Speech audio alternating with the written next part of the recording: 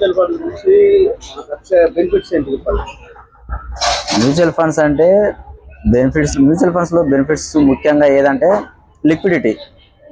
మనకు ఎప్పుడు కావాలన్నా కానీ అప్పుడు తీసుకోవచ్చు. అది నాకు బెస్ట్ నచ్చింది, అది ఒకటే. ఎప్పుడు కావాలంటే అప్పుడు విత్డ్రా చేసుకోవచ్చు.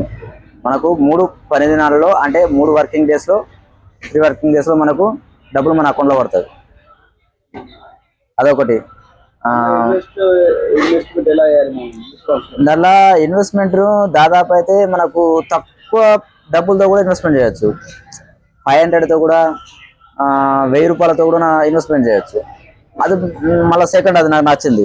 ఎందుకంటే మనకు భూములు జాగాలు కొనాలంటే దాదాపు ఎక్కువ డబ్బు అవసరం అవుతుంది అన్నట్టు. లంసమ్ అమౌంట్ ఒక 5 లక్షలు 10 లక్షలు అంత పెద్ద అమౌంట్ ఉంటేనే మనం భూములలో ఇన్వెస్ట్మెంట్ చేయాల్సి వస్తుంది.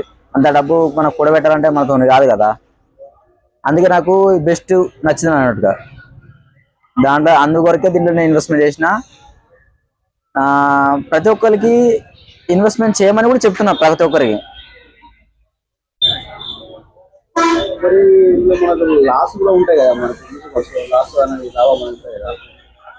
లాస్ ఉంటుంది అంటే భూమి జాగ్రత్త లాస్ ఉంటుందా? ఇప్పుడు మన తెలంగాణ మార్కెట్ 5 సంవత్సరాల నుంచి డౌన్ లో ఉంది. ఓకే కదా, అది నమ్ముతావు కదా. చాలా వరకు చాలా ఏరియాలలో 5 సంవత్సరాలు ఉన్న రేటే ఇప్పుడు రేట్ అదే ఉంది. ఇప్పుడు సాధారణంగా అయితే భూమి జాగ్రత్త రేట్లు 5 సంవత్సరాలకు డబుల్ అవుతుంది అనుకున్నాం. సాధారణంగా అయితే యావరేజ్గా 15% రిటర్న్స్ ఇచ్చినా కానీ భూములు ప్రతి 5 సంవత్సరాలకు డబుల్ అవుతుంది అనుకుందాం. అంటే ఇప్పుడు 5 సంవత్సరాల కింద కొన్న భూమి 10 లక్షల భూమి ఇప్పుడు కూడా అదే 10 లక్షలకు అమ్ముతా, దాని పక్కపంటి భూమి 10 లక్షలు అమ్ముతా అంటాడు. అంటే ఏం దాని అర్థం ఏంటిది? 5 లక్షలకు కొన్న వస్తువు ఇప్పుడు కూడా అదే రేటు ఉందంటే దాని 50% పడిపోయినట్టే రేటు. అంటే ప్రతి 5 సంవత్సరాలు డబుల్ అవుతుంది కదా మా భూమి జాగ్రత్త రేట్లు అనేది. అంటే 50% మార్కెట్ పడిపోయినట్టు కదా అది కూడా. అంటే ఇది సాధారణంగా ప్రత్యేకంగా పడిపోవాల్సిన అవసరం లేదు. మార్కెట్ ధర అదే స్థానంలో పడిపోయినా కానీ నువ్వు మార్కెట్ పడిపోయినట్టే, దాని విలువ పడిపోయినట్టే. ఇప్పుడు 5 సంవత్సరాలు ఉన్న రూపాయికి ఇప్పుడు ఉన్న రూపాయికి అదే విలువ ఉంటుందా? ఇప్పుడు 5 సంవత్సరాల కింద నువ్వు కొన్నావు, ఒక వస్తువు కొన్నావు. ఇప్పుడు 1 లక్ష పెట్టి ఒక వస్తువు ఏదో కొన్నావు. ఇప్పుడు అదే లక్ష తీసుకుపోతే ఇప్పుడు అదే ₹1,00,000 ఇస్తా నేను, అదే వస్తువు నాకు ఏమంటే ఇప్పిస్తాడా? ఇయ్యడు కదా. అదే డిప్రిసియేషన్ అయిపోయింది డబ్బు విలువ అనేది.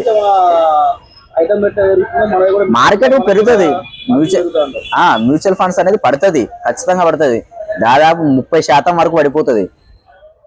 అది నేను గ్యారంటీ అంటే చెప్పలేము. పడుతుంది, షార్ట్ టర్మ్ లో పడుతుంది. ఏది 2 సంవత్సరాల్లో 3 సంవత్సరాల్లో మార్కెట్ అనేది డౌన్ అయితే పడిపోయే అవకాశం ఉంటుంది. కానీ లాంగ్ రన్ లో ఖచ్చితంగా మన డబ్బు విలువ అనేది ఖచ్చితంగా పెరుగుతుంది. విలువ అనేది ఖచ్చితంగా రిటర్న్స్, మంచి రిటర్న్స్ వస్తాయి. ఒకవేళ ఎక్కువ ఇప్పుడు ఒక 10 సంవత్సరాల దాకా ఇన్వెస్ట్మెంట్ చేసాం అనుకో, నీకు ఒక 15% రిటర్న్స్ ఇచ్చింది. అదే సమయంలో ఒక 30% పడిపోయింది అనుకో, మార్కెట్ పడిపోయినా కానీ నువ్వు పూర్తిగా లాస్గా నువ్వు అప్పుడు ఏం చేస్తావు అంటే నీ రిటర్న్స్ 15% నుంచి 12% పడిపోతాయి రిటర్న్స్ అనేది. నువ్వు దాంట్లో ఏం లాస్ కావు నువ్వు. అర్థమైందా?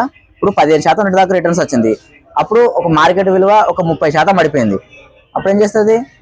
దాదాపు 12% ఉన్న రిటర్న్స్, నీ రిటర్న్స్ అనేది 12% పడిపోతున్నట్టుగా. గట్లా నువ్వు ఎంత ఎక్కువ రోజులు ఉంటే అంత రిస్క్ అనేది తగ్గిపోతుంది ఆటోమేటిక్గా. నీకు లాంగ్ టర్మ్ లో బెనిఫిట్స్ ఉంటుంది. ఏదైనా కానీ నువ్వు భూమి కొన్నా కానీ ఇవాళ కొని రేపు అమ్మితే దానికి ఏమైనా లాభం వస్తుందా? నువ్వు ఉన్న ధర కాదు, సగం ధర కూడా అమ్ముకోవాలన్నా కొనడు. దానికి లిక్విడిటీ ఉండదు.